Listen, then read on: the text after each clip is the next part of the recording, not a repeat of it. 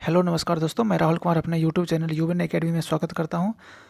आज हम फिर से घटना चक्र समसामयिक जीएस दृष्टि का बुक जो साइंस का है उसका पोर्शन हम बायोलॉजी का जो कंप्लीट करा रहे हैं, डिस्कस कर रहे हैं, उसका हम आगे का टॉपिक लेकर आए हैं। इससे पहले वाले वीडियो में जहां तक हम कर लिए हैं, हम उम्मीद है कि आप उसे कंप्लीट कर लिए होंगे। तो आज हम उसके आगे का टॉपिक करेंगे जो कि इसका हर एक क्वेश्चंस, हर एक लाइन एग्ज़ाम की दृष्टि से बहुत ज़्यादा है, इम्पोर्टेंट है। तो चलते हैं आगे की ओर। आज हमारा टॉपिक है जैव उर्वरक। ठीक है, तो जैव उर्वरक हमारा टॉपिक है। तो जैव उर्वरक में आज हम देखेंगे क्या क्या है, जैव उर्वरक में कैसे कैसे क्या चीज़ है, वो चीज़ हम पढ़ेंगे जैव उर्वरक के बारे में। ठीक है, सबसे पहले जैव उर्वरक होता क्या है। जैव उर्वरक हम उसे कहते हैं जो कि सूक्ष्म जीव एवं जीवाणुओं से युक्त खाद होता है, उसी को जैव उर्वरक कहते हैं। या पर्यावरण हितैषी होता है, मीन्स पर्यावरण को किसी भी प्रकार की यह हानि नहीं पहुंचाती है। उसके बाद है कि इसमें नाइट्रोजन और फास्फोरस की उपलब्धता पाई जाती है, यानी इसमें प्रचुर मात्रा में नाइट्रोजन और फास्फोरस की मात्रा पाई जाती है। और खेत में लाभकारी सूक्ष्म जीव की वृद्धि करता है। ये जैव उर्वरक के अंतर्गत खेत में जो भी लाभकारी सूक्ष्म जीव होता है जो कि फसल की दृष्टि से बहुत ज़्यादा इंपॉर्टेंट होते हैं, उसकी ये क्या करती है, वृद्धि करता है। ठीक है, आगे चलते हैं जैव उर्वरक के प्रकार। जैव उर्वरक के क्या क्या प्रकार हैं, कितने टाइप्स हैं, वो चीज़ हम डिस्कस करेंगे। सबसे पहले आ जाते हैं कंपोस्टिंग एक्सीलेरेटर में। ठीक है, ये दो टाइप का होता है। एक पहला हमारा क्या है, सेल्यूलोलिटिक है, दूसरा हमारा है लिग्नोलिटिक है। ठीक है, अब आगे चलते हैं। इसमें है पौधे वृद्धि हेतु प्रोत्साहन देने के लिए क्या क्या है। एक है राइजोबैक्टीरिया, दूसरा है एस्यूडोमोनास। आगे चलते हैं, नेक्स्ट हमारा है नाइट्रोजन स्थिरीकरण के लिए। नाइट्रोजन स्थिरीकरण के लिए है राइजोबियम हो गया, उसके बाद हो गया राइजोबैक्टर हो गया, उसके बाद है दोस्तों एजोस्पाइलियम एस्पाइरिलम हो गया, उसके बाद एसीटोबैक्टर हो गया, उसके बाद नीलहरित शैवाल है, उसके बाद एंजोला हो गया। ये सब नाइट्रोजन स्थिरीकरण में मदद करता है। आगे हमारा है फास्फोरस घुलाने वाले। फास्फोरस घुलाने वाले में क्या है, इसमें है बेसिलस, उसके बाद स्यूडोमोनास, एस्परजिलियस। ये सब क्या है, फास्फोरस घुलाने वाले हैं। ठीक है, अब चलते हैं आगे की ओर। आगे है हमारा दोस्तों नीलहरित शैवाल। नीलहरित शैवाल के अंतर्गत क्या क्या है, नीलहरित शैवाल के अंतर्गत आता है कि नाइट्रोजन स्थिरीकरण में सहायक होता है, एजोला का सहचारी होता है ये। उसके बाद इसका नीलहरित शैवाल का अन्य नाम क्या है, साइनोबैक्टीरिया। ठीक है, नीलहरित शैवाल का अन्य नाम साइनोबैक्टीरिया है या प्रोकैरियोटिक शैवाल यह होता है। ठीक है, नीलहरित शैवाल। अब चलते हैं आगे। आगे है हमारा दोस्तों एंजोला, जिसको क्या कहते हैं नाइट्रोजन स्थिरीकरण में ये सब क्या करता है, वृद्धि करता है। ठीक है, एंजोला के अंतर्गत आता है जलीय फर्न हो गया, उसके बाद दुधारू पशुओं को खिलाने पर यह दूध की मात्रा में वृद्धि करता है। उसके बाद पत्तियों की पृष्ठीय सतह पर साइनोबैक्टीरिया एनाबीना एजोली, जिसमें कि नाइट्रोजन स्थिरीकरण होता है। ठीक है, अब चलते हैं आगे की ओर। आगे है हमारा दोस्तों कंकाल एवं मांसपेशी तंत्र। ठीक है, अब चलते हैं, मेरा अगला टॉपिक है कंकाल और मांसपेशी तंत्र। इसमें कंकाल एवं मांसपेशी तंत्र के अंतर्गत क्या होता है। सबसे पहले तो हम आपको ये बता दें कि कंकाल होता क्या है। ठीक है, कंकाल का इंपॉर्टेंट क्या है, कंकाल क्या है। तो कंकाल एक ऐसा है कि कंकाल की मदद से जीव जंतु आसानी से गति करता है। यानी अगर मान लीजिए कंकाल नहीं हो तो आदमी खड़ा नहीं हो पाएगा, उसके बाद फिर वो गति नहीं कर पाएगा, यानी उसका जीवन व्यर्थ का हो जाएगा। तो कंकाल उसे कहते हैं जो कि कंकाल की मदद से जीव जंतु आसानी से क्या करता है, गति करता है। ठीक है, कंकाल क्या होता है कि हड्डी से बना हुआ ढांचा होता है कंकाल, और यह शरीर को आकृति देता है। कंकाल का काम क्या है, शरीर को आकृति देता है, उसका शेप देता है शरीर का। ठीक है, अब आगे चलते हैं। आगे है मानव कंकाल तंत्र। मानव कंकाल तंत्र के अंतर्गत क्या है, देखते हैं। मानव कंकाल तंत्र के अंतर्गत आता है, जैसे देखिए अंतः कंकाल हो गया। अंतः कंकाल दो प्रकार का होता है, एक होता है अक्षीय कंकाल, एक होता है उपांगीय कंकाल। जिसमें कि क्या है, अक्षीय कंकाल के अंतर्गत 80 हड्डी होती है और इसके अंतर्गत 126 हड्डी होती है। टोटल मिला के कितना हो गया, 206 हड्डी हो गया टोटल मिला के। सबसे पहले दोस्तों हम हड्डी के बारे में कुछ बता दें आपको। तो हड्डी के जो होता है वो किस चीज़ का बना होता है। ठीक है, हड्डी दो चीज़ का बना होता है। एक होता है कैल्शियम, हड्डी में दो चीज़ ज़्यादा मात्रा में पाई जाती है, एक कैल्शियम फॉस्फेट, उसके बाद पाया जाता है कैल्शियम कार्बोनेट। ठीक है, वो हड्डी में पाया जाता है।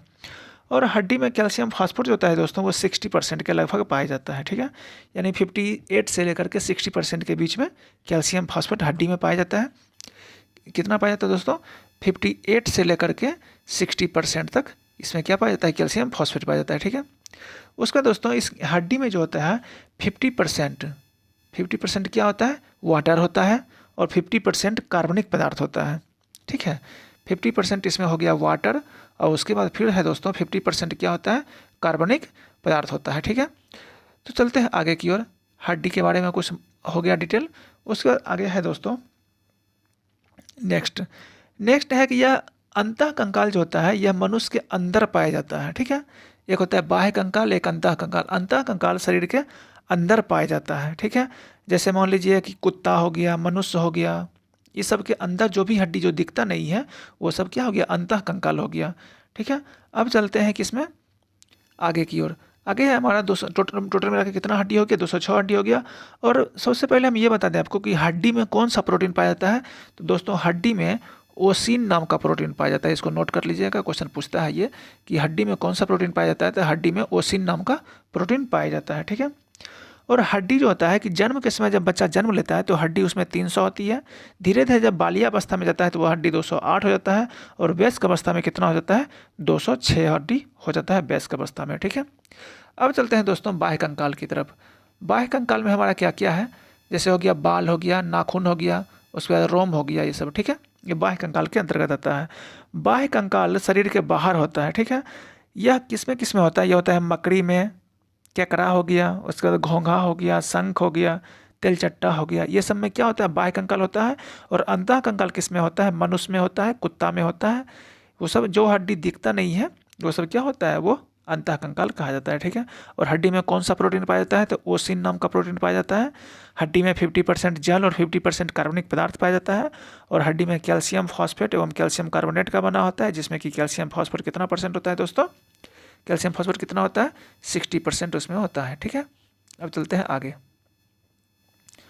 आगे हमारा है नाखून। नाखून के बारे में देख लेते हैं। नाखून है हमारा दोस्तों कि नाखून में है कि मृत कोशिकाओं के जीव द्रव से निर्मित होता है। उसके बाद अल्फा कैरोटीन से निर्मित होता है। उसके बाद दोस्तों रक्त संचरण का अभाव होता है। इसमें काटने पे दर्द नहीं होता। यह बाह्य कंकाल होता है। नाखून जो होता है क्या होता है दोस्तों? बाह्य कंकाल होता है। एक मिनट,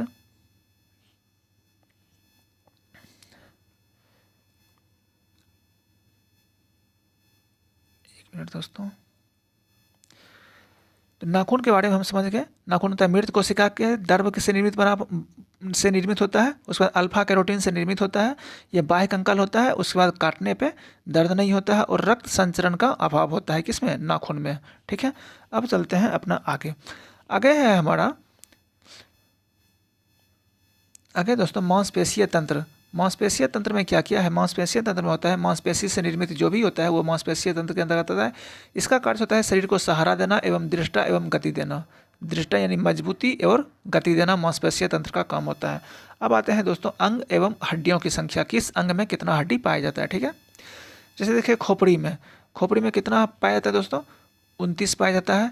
कपाल में दोस्तों 8 पाया जाता है कपाल में। उसके बाद चेहरा में 14 पाया जाता है। उसके बाद दोस्तों कान में 6 पाया जाता है। और कान की सबसे छोटी हड्डी क्या होती है? स्टेपिज होती है, ठीक है। ये नोट कर लीजिएगा। उसके बाद गर्दन में हड्डी की संख्या कितनी होती है? गर्दन में दोस्तों कितना होता है? 7 होता है, ठीक है। गर्दन में 7 होता है हड्डी की संख्या। उसके बाद रीढ़ की हड्डी दोस्तों वयस्क में कितना होता है? 26। और बच्चे में कितना होता है दोस्तों? 33 होता है। उसके बाद रिब्स की संख्या होती है 12 जोड़ी, जिसको की संख्या में 24 होता है, 24, ठीक है। और जोड़ी में कितना होगा? 12 जोड़ी। अब कहते हैं फ्लोटिंग रील्स एवं तैरती पसलियाँ। ये 2 जोड़ी होती है, 11वीं एवं 12वीं जोड़ी, ठीक है। तो यहाँ तक तो समझ गए कि सबसे छोटी हड्डी किसकी होती है? कान की स्टेपिज होती है। और सबसे बड़ी हड्डी क्या चीज़ का होती है? जांग फीवर की होती है। चलते हैं आगे मिलेगा। आगे हम देखते हैं दोस्तों कि मनुष्य के शरीर में पाए जाने वाले प्रमुख तत्व। मनुष्य के शरीर में पाए जाने वाले प्रमुख तत्व क्या क्या है दोस्तों? जैसे देखिए इसमें ऑक्सीजन कितना है? 65% ऑक्सीजन है, ठीक है। हाइड्रोजन कितना है? 9.5% हाइड्रोजन है। उसके बाद फास्फोरस कितना है? 1% फास्फोरस हो गया। कैल्शियम 1.5% हो गया, नाइट्रोजन 3.20% हो गया और कार्बन 18.5% हो गया। ये सब क्या, ये सब है मनुष्य के शरीर में पाए जाने वाले प्रमुख तत्व। ठीक है, तो कौन कौन सा तत्व पाया जाता है? ऑक्सीजन हो गया, oxygen, hydrogen, phosphorus, calcium, nitrogen, carbon, ये सब का मात्रा दिया हुआ है। अब हमारा चलते हैं आगे की ओर। ठीक है, आगे है हमारा दोस्तों दांत के बारे में, मानव दंत प्रणाली। मानव दंत प्रणाली में क्या है, तो जीवन काल में 20 दांत 2 बार विकसित होते हैं। ठीक है, जिसको कि दूध का दांत भी बोला जाता है। ठीक है, अब देखते हैं दोस्तों इसमें, जिसको द्विदंती कहते हैं, 12 अस्थाई चवर्णक दंत सिर्फ एक बार विकसित एक दंतिया होता है। उसके बाद एनामेल हो गया दोस्तों, दंत बल्क, जिसको calcium phosphate plus calcium carbonate का बना होता है। ये सब दंत प्रणाली में आ जाइए। अब इधर है हमारा कितने प्रकार की होता है। ठीक है, दांत कितने प्रकार का होता है दोस्तों, देख लेते हैं पहले। एक होता है इंसीजर, एक होता है केनाइन, एक होता है प्रीमोलर, एक होता है मोलर। ठीक है, मेनली रूप से दांत 4 प्रकार के होते हैं। कौन कौन? इंसीजर, केनाइन, प्रीमोलर और मोलर। अब सबका अलग अलग अपना अपना काम होता है। ठीक है, तो चलते हैं देखते हैं अपना इसका कौन कौन क्या क्या काम है। तो सबसे पहले क्या हो गया दोस्तों, इंसीजर। इंसीजर का क्या काम है? यह भोजन को काटने में काम करता है। ये जो इंसीजर है, ये भोजन को क्या करता है? कट करता है, भोजन को काटने में काम करता है। यह मनुष्य में कितना पाया जाता है? ये 4 4 8 पाया जाता है, टोटल मिला के नोट कर लीजिएगा। ये इंसीजर जो है, ये टोटल कितना पाया जाता है? 8 पाया जाता है, 4 ऊपर 4 नीचे। अब आ जाइए केनाइन में, जिसको रदनक बोला जाता है। रदनक नाम से ही पता चल रहा है, देख लें फिगर के साथ, ये चीरने और फाड़ने का काम करता है। ये 2 ऊपर 2 नीचे, ये 4 होता है। ठीक है, तो इंसीजर कितना हो गया दोस्तों? ये 8 हो गया, 2 4 ऊपर 4 नीचे। और रदनक कितना हो गया? 2 ऊपर 2 नीचे। अब आ जाइए प्रीमोलर। प्रीमोलर जो है बच्चा में नहीं होता है, यह भोजन चबाने में मदद करता है। कौन सा? प्रीमोलर। ठीक है, तब देखते हैं बच्चा भोजन चबाता नहीं है। बच्चा क्या करता है? भोजन अगर किसी चीज़ खाने के लिए, तो वो डायरेक्ट निगल जाता है। तो ये प्रीमोलर जो है बच्चा में नहीं पाया जाता है। यह भोजन को क्या चीज़ में? चबाने में मदद करता है। इसकी भी संख्या कितनी होती है? 8 होती है टोटल। ठीक है, कितना कितना? 4 + 4, इसकी भी संख्या 8 होता है। तो आप इसको नोट कर लीजिएगा। उसका दोस्तों मोलर में क्या है कि यह भोजन को चबाने का ये भी काम करता है। मोलर, इसकी संख्या टोटल कितना होता है? 12 होता है। टोटल मोलर की संख्या कितना हो गया? 12 हो गया।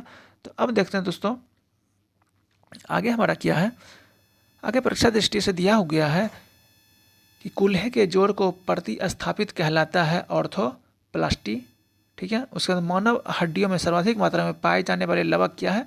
कैल्शियम फॉस्फेट है, जो कि कितना % पाया जाता है? 60% पाया जाता है। उसके बाद है अस्थि एवं दंत निर्माण हेतु आवश्यक तत्व। आवश्यक तत्व क्या है दोस्तों? कैल्शियम हो गया, कैल्शियम, फास्फोरस और फ्लोरीन पाया जाता है। उसके बाद मानव शरीर के सबसे कठोर भाग क्या होता है? एनामेल होता है, और एनामेल के कारण ही दांत क्या होता है? चमकता है। ठीक है, कहते हैं मानव शरीर का सबसे कठोर भाग क्या होता है? दंत बल्क, जिसको कि एनामेल कहते हैं। उसके बाद दोस्तों की जबड़ा तथा कंठ के बीच जिह्वा के नीचे स्थित हड्डी को क्या कहते हैं? हाइवोइड कहते हैं। ठीक है, कहता है जबड़ा और कंठ के बीच जिह्वा के नीचे जो स्थित हड्डी होती है उसे क्या कहते हैं? हाइवोइड कहते हैं। ठीक है, गर्दन का पहला कशेरुक क्या होता है? एटलस कशेरुक होता है गर्दन का। ठीक है, गर्दन का क्या होता है? एटलस कशेरुक होता है। अब चलते हैं दोस्तों आगे, अपना क्या है? कान है। कान के बारे में अब देखते हैं क्या क्या है। ठीक है, कान में अस्थि की संख्या कितनी होती है? 6 होती है टोटल कान में। उसका देखिए कान में क्या है? ये टाइप है इसका, क्या है? इनकस हो गया, मेलियस हो गया, उसका स्टेपिज हड्डी हो गया। इसको शॉर्ट फॉर्म में अगर हम ट्रिक से याद करते हैं तो इसको लिख सकते हैं क्या चीज़? MIC। MIC क्या हो गया? M से हो गया क्या चीज़? मेलियस हो गया, I से क्या हो गया? इनकस हो गया, और C से क्या हो गया? स्टेपिज हो गया। तो आप इसको ट्रिक से याद कर सकते हैं। MIC लिखिएगा, MIC पे आप इसको बैठा सकते हैं। ठीक है, अब चलते हैं आगे की ओर। आगे है हमारा दोस्तों मनुष्य का पैर। ठीक है, कान के बारे में पढ़ लिया, अब देखते हैं पैर के बारे में। पैर क्या है? मनुष्य के पैर में है कि जांघ इसकी ठोस हड्डी होती है, जिसको फीमर सबसे लंबी होती है जांघ की। उसके बाद फीमर शरीर की सबसे बड़ी हड्डी और सबसे भारी हड्डी होती है क्या चीज़? जांघ की होती है। ठीक है, अब चलते हैं आगे की ओर, प्रमुख अस्थियाँ। ठीक है, अस्थियाँ में क्या क्या है दोस्तों? अस्थियाँ में है क्लेविकल, जो कि जत्रुक या हंसलू इसको कहते हैं, इसे को कॉलर बोन कहा जाता है। ठीक है, उसके बाद है स्केपुला। स्केपुला हो गया स्कंद फलक। उसके बाद दोस्तों अस्टर्नम, जिसको उरोस्थी कहते हैं, उसके बाद कार्पलस हो गया, कार्पलस हो गया कलाई, उसके बाद पेटेला हो गया, पेटेला क्या हो गया दोस्तों, घुटना हो गया पटेला। ठीक है, अब चलते हैं दोस्तों अपना, यार दांत पढ़ लिया।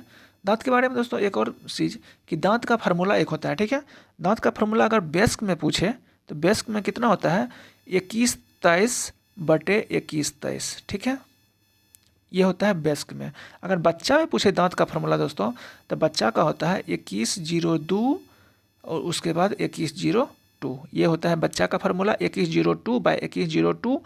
और बेस्क का फार्मूला होता है 2123/2123। और स्तनधारी में अगर पूछे आपसे कि स्तनधारी में सबसे ज़्यादा दांत किसका होता है, तो 44 होता है सूगर का और घोड़ा का। ठीक है, स्तनधारी में सबसे ज़्यादा दांत होता है सूअर और घोड़ा का, जो कि कितना होता है, 44 होता है। और मच्छर में टोटल कितना दांत होता है दोस्तों, मच्छर में टोटल होता है 47 यानी 47 दांत होता है। तो चलिए दांत के बारे में हम डिटेल पढ़ लिए। उसके बाद आते हैं दोस्तों संयोजी उत्तक में।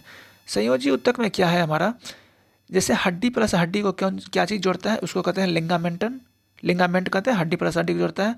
उसके बाद टेंडन कहते हैं हड्डी और मांसपेशी को जोड़ता है टेंडन। तो एक और क्वेश्चन कभी कभी पूछता है कि मांस और मांस को क्या जोड़ता है। ये तो दो चीज़ हम पढ़ लिया, हड्डी प्लस हड्डी को क्या जोड़ता है, लिंगामेंट जोड़ता है।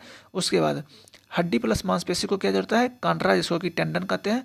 उसके बाद मांस प्लस मांस को क्या जोड़ता है, तो मांस प्लस मांस को दोस्तों जोड़ता है, इसको कहते हैं सेलेक्सर। ठीक है, इसको नोट कर लीजिएगा, मांस प्लस मांस को जोड़ता है क्या चीज़, सेलेक्सर जोड़ता है। अब चलते हैं अपना आगे की ओर। आगे है हमारा दोस्तों पाचन तंत्र। ठीक है, पाचन तंत्र में हम देखते हैं क्या क्या है।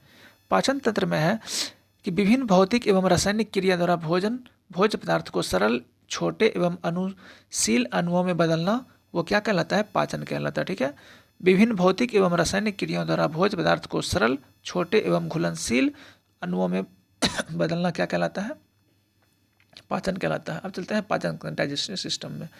अब देखते हैं इसमें दोस्तों मुख, जो कि यहाँ से पाचन क्या होता है, स्टार्ट होता है। पाचन तंत्र होता क्या है, ठीक है, वैसा अंग जो भोजन पचाने में सहायता करता है, जो कि जटिल भोजन को सरल भोजन में तोड़ देता है। ठीक है, जटिल भोजन को सरल पदार्थ में तोड़ देता है, उसी को पाचन तंत्र कहते हैं। तो पाचन तंत्र का डिफिनेशन अगर पूछे आपसे, तो पाचन तंत्र वो अंग होता है जो कि भोजन पचाने में क्या होता है, सहायता होता है। अब चलते हैं मुख। मुख से क्या होता है दोस्तों, पाचन स्टार्ट होता है मुख से। उसके बाद मुख में क्या क्या पाया जाता है, लार हो गया, उसके बाद टाइलिन एंजाइम एवं लारिया इमाइलेज हो गया। उसके बाद यहाँ जीभ है दोस्तों, ये जीभ इंडिकेट कर रहा है। उसके बाद ये ग्रास नली में, ग्रास नली में क्या है दोस्तों, भोजन को अमाशय तक ले जाना। ग्रास नली का काम है भोजन को अमाशय तक ले जाना। उसमें दोस्तों फिगर के साथ देख लीजिए। आगे है हमारा पित्ताशय। पित्ताशय में क्या है, वसा का एमल्सीकरण, उसके बाद पित्त का भंडारण, पित्त का भंडारण हो गया। उसके बाद वसा का एमल्सीकरण पित्ताशय के अंतर्गत आ गया। अब दोस्तों आ गया अमाशय में।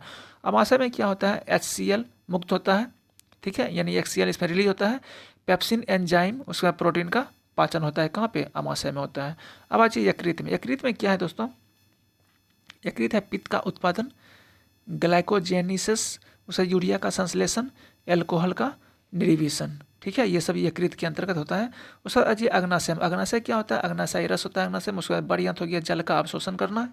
इसमें तो भोजन पचता नहीं है, बस इसका काम होता है बड़ी आंत का क्या चीज़, जल का अवशोषण करना। छोटी आंत में अजय दोस्त, छोटी आंत में क्या होता है, कार्बोहाइड्रेट का पाचन छोटी आंत में, वसा का पाचन होता है, उसका प्रोटीन का पाचन होता है, और पचे हुए पोषक पदार्थों का अवशोषण करना होता है, छोटी आंत में होता है। छोटी आंत में ये सब क्रिया होता है, कार्बोहाइड्रेट का पाचन, वसा का पाचन, प्रोटीन का पाचन और पचे हुए पोषक पदार्थों का अवशोषण। ठीक है, अब आ जाइए अपेंडिक्स में। अपेंडिक्स में क्या है, अवशेषी अंग एवं परिशेषिका, अवशेषी अंग एवं परिशेषिका। अब आ जाइए गुर्दा, गुर्दा आ गया, मल त्याग। ठीक है, मल परित्याग, गुर्दा आ गया। अब चलते हैं आगे।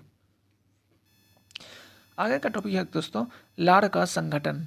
ठीक है, लार का संगठन के अंतर्गत क्या चीज़ है, लार का संगठन में देखते हैं क्या है, म्यूकस हो गया, जिसको कोई लुब्रिकेंट कहते हैं। उसके बाद लिंगुअल हो गया, लिंगुअल लाइपेज हो गया, वसा का पाचन करना होता है। उसके बाद Na+Cl- और K+ यानी पोटेशियम प्लस। इसमें क्या है, आदि इलेक्ट्रोलाइट खाने में कमी। उसके बाद दोस्तों आज ये लारिया इमाइलेज, लारिया इमाइलेज टाइलिन हो गया, स्टार्च का पाचन हो गया। उसके बाद दोस्तों इमाइलेज एंजाइम, जिससे कि जीवाणुओं का नाश होता है। ठीक है, अब देखते हैं आगे हमारा है यकृत। आगे क्या है, यकृत हो गया लीवर। लीवर क्या है देखते हैं दोस्तों, कहते हैं मानव शरीर की सबसे बड़ी ग्रंथि क्या होती है, लीवर होती है मानव शरीर की सबसे बड़ी ग्रंथि। ठीक है, इसका वजन कितना होता है? लगभग 1.5 kg इसका वजन होता है। किसका? लीवर का वजन होता है 1.5 kg। ठीक है, अब आ जाइए इसकी प्रमुख क्रिया। इसका लीवर की प्रमुख क्रियाएं क्या क्या इसका काम है लीवर का। ठीक है, लीवर के बारे में तो आपको अच्छी तरह से जानते होंगे। देखिए, इसका प्रमुख क्रिया है कि पित्त का उत्पादन करना, उसके बाद रक्त में एमिनो एसिड का विनिमयन, उसके बाद यूरिया का संश्लेषण, लगभग 500 क्रिया है। ठीक है, यूरिया का संश्लेषण, ये सब क्या है? लीवर का काम है। उसके बाद है दोस्तों हमारा ग्लाइकोजोनिलिसिस, उसके बाद हेपेरिन एवं फाइब्रिनोजेन प्रोटीन का उत्पादन करना, उसके बाद शरीर का ताप बनाए रखने में सहायक होता है। क्या चीज़? ये सब लीवर। ठीक है, तो लीवर क्या क्या समझ लिए?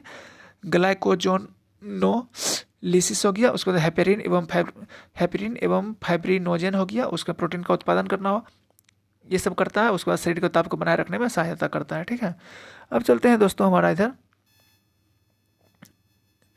आगे हमारा जठर ग्रंथि। जठर ग्रंथि में क्या है? इसमें जठर रस पाया जाता है, जठर ग्रंथि हो गया। उसके बाद हल्का पीला रंग होता है, हाइड्रोक्लोरिक एसिड पाया जाता है अम्लीय माध्यम में। उसके बाद पेप्सिन एंजाइम, प्रोटीन का एंजाइम, श्लेष्मा अमाशय के आंतरिक स्तर की अम्ल की रक्षा होता है। उसके बाद दोस्तों रेनिन एंजाइम होता है। उसके बाद केसिनोजेन, दूध एवं कैसिन, यानी दूध का पीला रंग किसके कारण होता है? कैरोटीन के कारण, और दूध का सफ़ेद रंग कैसिन के कारण। ठीक है, अब चलते हैं दोस्तों आगे हमारा पित्ताशय, जिसको कि गॉल ब्लैंडर कहते हैं। इसमें कहता है कि पित्ताशय में पित्त का भंडारण प्रतिदिन 800 से 1000 मिलीलीटर होता है।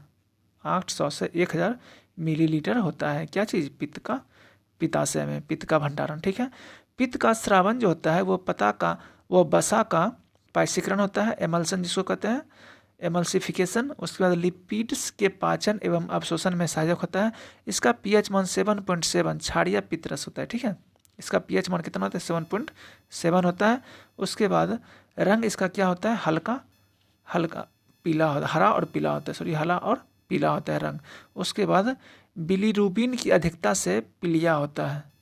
ठीक है, यानी पित्ताशय जो होते हैं इसमें बिलीरुबिन की अधिकता से क्या होता है? पीलिया होता है। अब चलते हैं दोस्तों आगे हमारा है अग्नाशय, जिसको कि पैंक्रियाज कहते हैं। ठीक है, पैंक्रियाज अग्नाशय है। इसमें कहता है कि मानव शरीर की दूसरी सबसे बड़ी ग्रंथि हो गया मिश्रित ग्रंथि, जैसे हो गया अंतःस्रावी एवं बहिःस्रावी। उसके बाद है कि क्षारीय अंतःस्रावी रस पूर्ण पाचक रस का स्रावन होता है। उसके बाद है हमारा क्षारीय अग्नाशी रस में उसका टाइप दिया हुआ है ट्रिप्सिनोजेन हो गया अभिक्रियाशील ट्रिप्सिन। उसके बाद प्रोटीन की पॉलीपेप्टाइड में तोड़ना, अग्नाशयी लाइपेज वसा का पाचन, उसके बाद अग्नाशयी एमाइलेज, उसके बाद स्टार्च का पाचन। ठीक है, अब आगे हमारा दोस्तों छोटी आंत। छोटी आंत में जिसको कहते हैं क्या चीज़? Small intestine. ठीक है, ये भोजन को पूर्ण पाचन में मदद करता है, भोजन को पूर्ण पाचन में मदद करता है। क्या चीज़? छोटी आंत, यानी पूर्ण पाचन छोटी आंत में ही होता है। इसके 3 भाग होते हैं। क्या क्या? एक होता है ग्रहणी, जिसको कि ड्यूडेनम कहते हैं। उसका बाद हो गया मध्यंत्र, जिसको कि जेजुनम कहते हैं। उसके बाद इलियम, जिसको कि शेषात्र कहते हैं। ठीक है, इसके 3 भाग होते हैं। ये अत्यधिक कुंडलित नालिका, इसकी लंबाई कितनी होती है? 6 से 7 मीटर होती है। इसका कार्य क्या होता है? भोजन को अंतिम रूप से पाचन एवं अवशोषण करना, छोटी आंत का। ठीक है, अब देखते हैं इसके टाइप्स क्या क्या दिए हुए हैं। जैसे देखिए क्या है, इरेप्सिन के अंतर्गत आता है पेप्टोन्स पाचन एमिनो अम्ल। उसके बाद दोस्तों माल्टोज, जिसके कि माल्टोज पाचन एवं ग्लूकोज हो गया।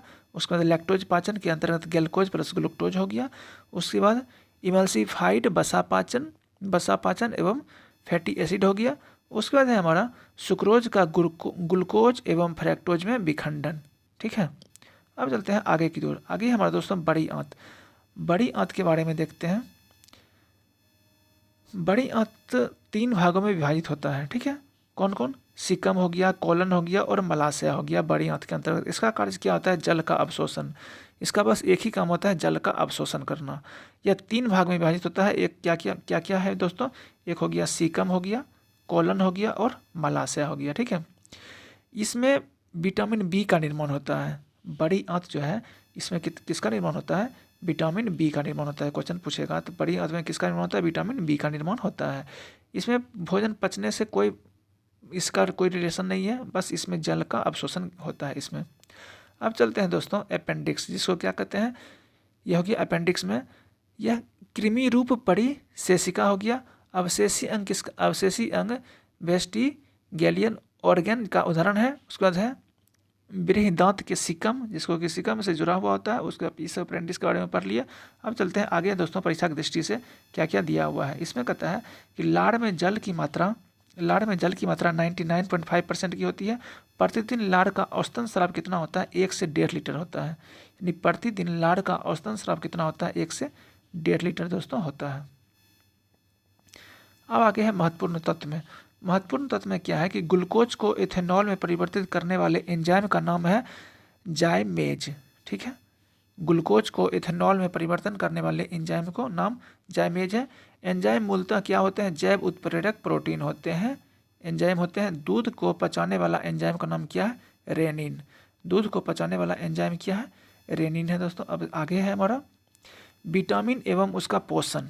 विटामिन और उसका पोषण, और हम विटामिन के बारे में पढ़ेंगे, कौन विटामिन में किसका यूज कहाँ होता है और किस विटामिन की कमी से कौन सा बीमारी होता है, किस विटामिन का क्या नाम है। चलते हैं विटामिन की ओर। विटामिन में दोस्तों प्रमुख पोषक पदार्थ एवं उनके कार्य, क्या क्या उनका कार्य है और क्या क्या पोषक। जैसे देखिए जल का क्या कार्य है, जल का कार्य है उपापचयी क्रियाएं। कार्बोहाइड्रेट का कार्य है ऊर्जा उत्पादन। उसके बाद वसा का कार्य है ऊर्जा उत्पादन। उसके दोस्तों प्रोटीन का काम है शरीर का निर्माण। प्रोटीन का काम हो गया शरीर का निर्माण। विटामिन का काम हो गया उपापचयी क्रियाओं का नियंत्रण एवं विनियमन हो गया। उसके बाद 5वां हो गया दोस्तों न्यूक्लिक एसिड प्रोटीन संश्लेषण हो गया। उसके बाद 6ठा हो गया खनिज लवण उपचयी क्रियाओं का नियंत्रण एवं नियमन हो गया। और जल में आ गया दोस्तों उपचयी क्रियाएं। ठीक है, अब हमारा है आगे विटामिन्स। ठीक है, विटामिन्स में क्या क्या है। विटामिन की खोजकर्ता कौन थे, कैसिमिर फंक। ठीक है, वे 1912 ईस्वी में किए थे, 1911 में किए थे। उसका अन्य नाम इसका क्या है, सहायक आहार कारक फ्रेडरिक गोलैंड हॉपकिंस द्वारा प्रतिपादित किया गया था। ठीक है, अन्य नाम इसका किसके द्वारा, फ्रेडरिक गोलैंड हॉपकिंस द्वारा प्रतिपादित किया गया था। लगभग 20 इसमें ज्ञात प्रकार है। जैसे देखिए जल में घुलनशील अगर पूछेगा कौन सा विटामिन जल में घुलनशील होता है, तो कौन सा विटामिन है दोस्तों, बी और सी जल में घुलनशील होता है। और वसा में क्या होता है, एडेक होता है, ADE और K। इसको ट्रिक से याद करते हैं, एडेक बोला जाता है। यह होता है किसमें, वसा में घुलनशील होता है। अब चलते हैं दोस्तों प्रमुख विटामिन स्रोत और कमी से होने वाले रोग। किस विटामिन की कमी से कौन सा रोग होता है और किस विटामिन का क्या स्रोत है, यानी कहाँ से प्राप्त होता है। जैसे देखिए विटामिन ए, विटामिन ए का अन्य नाम क्या है, रेटिनॉल हो गया विटामिन ए का अन्य नाम। इसकी कमी से कौन सा रोग होता है, रतौंधी होता है, जीरोथेल्मिया होता है, त्वचा की कोशिका में परिवर्तन होता है विटामिन ए की कमी से। ठीक है, इसका स्रोत क्या क्या दोस्तों, गाजर, हरी सब्जी, दूध, यकृत, मछली का तेल। ठीक है, ये सब क्या है, विटामिन ए का स्रोत है। अब चलते हैं विटामिन बी की ओर। विटामिन बी का अन्य नाम क्या है दोस्तों, थायमीन। विटामिन बी का अन्य नाम थायमीन है। इसकी कमी से कौन सा रोग होता है, बेरी रोग होता है। और इसका वृद्धि मतलब विटामिन B1 की कमी से वृद्धि रुक जाता है शरीर का। उसके बाद है स्रोत, इसमें क्या क्या किसके वजह से ये उत्पन्न होती, किसकी वजह से कि मतलब इसका स्रोत क्या है, इसका अनाज हो गया, फलियाँ हो गया, उसके बाद सोयाबीन, दूध आदि, ये सब खाने से विटामिन B1 की मात्रा प्राप्त होगी आपको। अब चलते हैं आगे है विटामिन B2। विटामिन B2 का अन्य नाम क्या है दोस्तों, राइबोफ्लोविन। विटामिन B2 इसकी कमी से कौन सा रोग होता है, केलोसिस रोग होता है इसकी कमी से। इसका स्रोत क्या है दोस्तों, इसका स्रोत है पनीर, अंडा, ईस्ट, मांस, पत्तेदार सब्जियां, ये सब इसका स्रोत है विटामिन B2 का। अब चलते हैं दोस्तों विटामिन B3 में। विटामिन B3 का अन्य नाम क्या है, नियासिन या निकोटिनिक अम्ल होता है। उसके बाद है रोग प्लाग्रा, इसकी कमी से प्लाग्रा रोग होता है। इसका स्रोत क्या है, ईस्ट हो गया, मांस हो गया, मछली, अंडा, दूध, फलिया, इसका स्रोत है। इस सबसे इसका प्राप्त होता क्या जाता है। उसका दोस्तों विटामिन B5 का दोस्तों क्या नाम है, पेंटोथेनिक एसिड विटामिन B5 का नाम है। इसका इसकी कमी से कौन सा रोग होता है, इसकी कमी से दोस्तों चर्म रोग होगा, बाल सफ़ेद होगा। इसका स्रोत क्या है, अंडा हो गया, दूध हो गया, मांस, मूंगफली, ये सब इसका स्रोत है। ये सब खाने से ये सब प्राप्त होता है। उसके बाद दोस्तों विटामिन B6 का अन्य नाम क्या है दोस्तों, पैराडॉक्सिन विटामिन B6 का अन्य नाम है।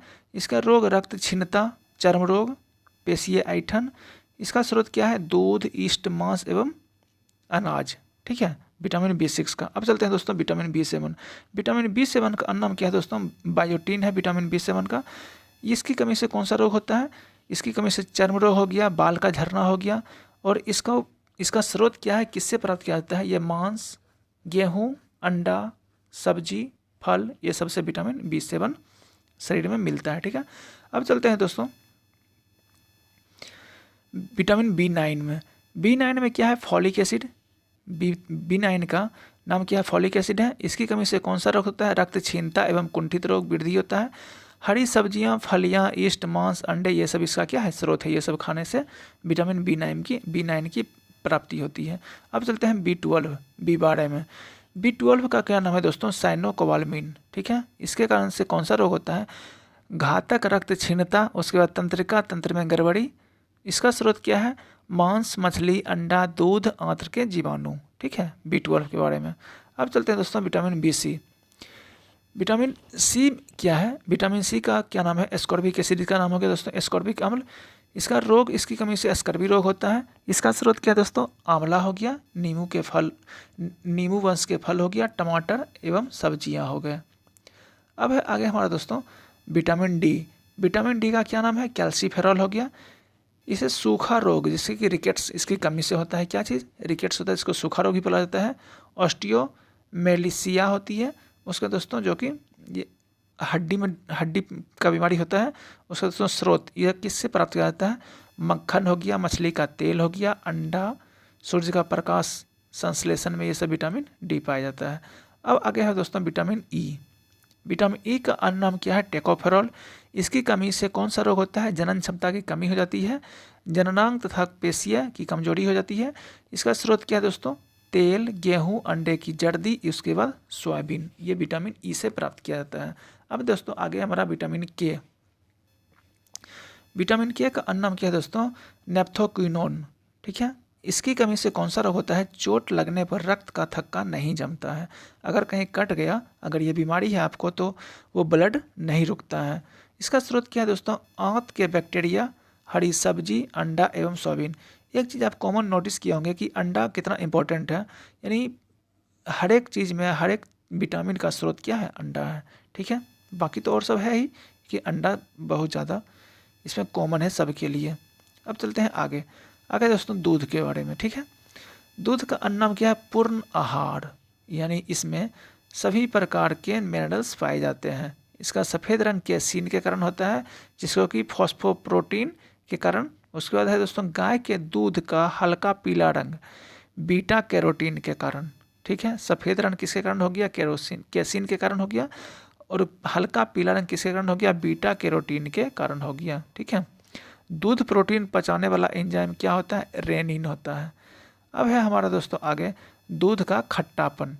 दूध का खट्टापन किसकी वजह से होता है? लैक्टोबैसिलस हो गया। उसके बाद लैक्टोज जो है बैक्टीरिया किसमें मिलता है? लैक्टिक एसिड में। इसका संघटक देखते हैं दोस्तों, जल इसमें कितना परसेंट पाया जाता है? 87% जल पाया जाता है। वसा, प्रोटीन, कार्बोहाइड्रेट, कैल्शियम, पोटेशियम, ये सब पाया जाता है किसमें? दूध में पाया जाता है। कितना इंपॉर्टेंट है? प्रोटीन हो गया, वसा हो गया, जल हो गया, कार्बोहाइड्रेट हो गया, पोटेशियम हो गया। ठीक है, अब आगे दोस्तों एमिनो अम्ल, एमिनो एसिड। ठीक है, केवल भोजन से प्राप्त क्या किया है? हिस्टिडीन हो गया, आइसोसेल्यूसिन हो गया, उसके बाद ल्यूसिन हो गया, उसके बाद लाइसिन हो गया, उसके बाद मेथिओनिन हो गया, उसके बाद फेरनिन, एलेनिन हो गया। उसके बाद नेक्स्ट हमारा दोस्तों ट्रेप्टोफैन हो गया, उसके बाद बेलिन हो गया, उसके बाद थियोनिन हो गया। ये सब क्या है दोस्तों? केवल केवल भोजन से प्राप्त होता है ये सब एमिनो एसिड। तो दोस्तों आज हम अपने वीडियो को यहीं पर विराम देते हैं। मिलते हैं अगले वीडियो में, तब तक के लिए जय हिंद। और आप रिवीजन कर लीजिए। अगर आपको अच्छा लगे तो लाइक करें, कमेंट कीजिए, ताकि ऐसे अच्छा डिस्कस करें आगे चल कर। और चैनल को सब्सक्राइब कर लें और अपने दोस्तों को भी शेयर करें, ताकि उन्हें भी ज़्यादा से ज़्यादा फ़ायदा मिल सके। तो चलते हैं, जय हिंद, जय भारत।